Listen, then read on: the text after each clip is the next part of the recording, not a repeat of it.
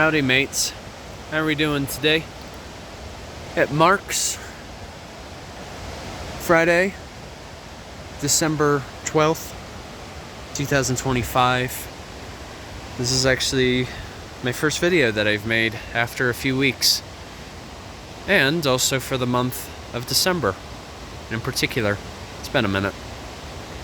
The past couple of weeks have involved a transition, as it were, that has been marked by some hardship, but nevertheless, this is still a wonderful opportunity to just have a bit of a sunny day, because it's been a little while. I'm back in the state of Idaho once again, and I figure it was worth making a particular film on a subject matter that I haven't really been able to cover that much. So without further ado, I'll get into it. So, I may have mentioned it before, but briefly, Idaho is home to several species of conifer trees, or coniferous trees. But one of them that I haven't really spoken much about are the Ponderosa Pine.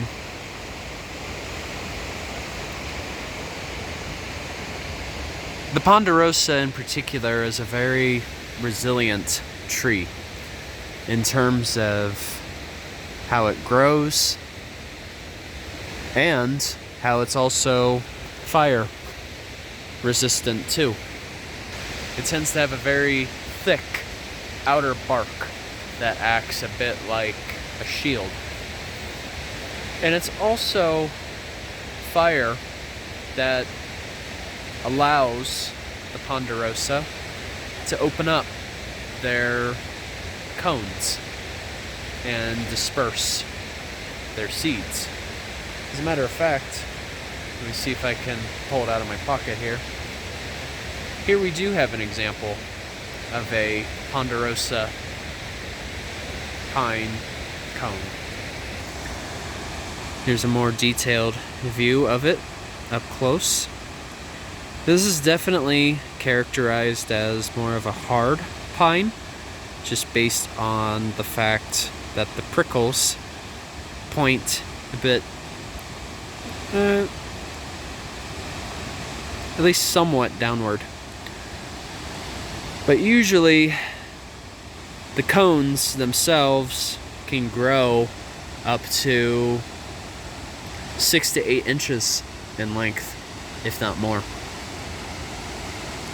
So it's definitely a well-known tree out here in these parts.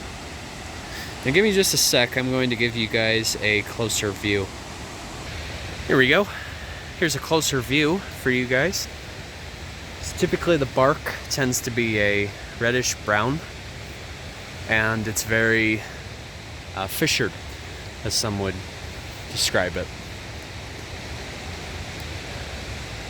But aside from its physical features, the Ponderosa also has a cultural significance, especially among the Perce as well as the Shoshone tribes, in which there are indeed some reservations that those tribes continue to inhabit.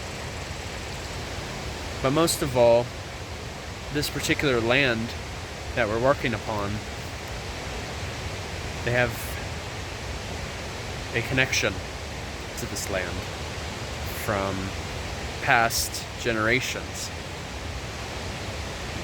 And so typically the Ponderosa, it was very useful for them, especially as it would get towards winter or even towards the spring. It was a great food source. Because, like, you have the outer bark, which is then typically followed by the phloem, which is a layer that acts as a transport for nutrients up and down the tree, such as sugars, for example. Following the phloem is when you have the cambium layer, which is mostly an accumulation of the phloem and xylem tissues. The xylem is just past the cambium, which is primarily responsible for the transport of water up and down the tree. And of course you have the heartwood, which is towards the core. So the cambium was the layer that was most commonly consumed by the Perce and the Shoshone, because that had the most nutrient value from the tree itself.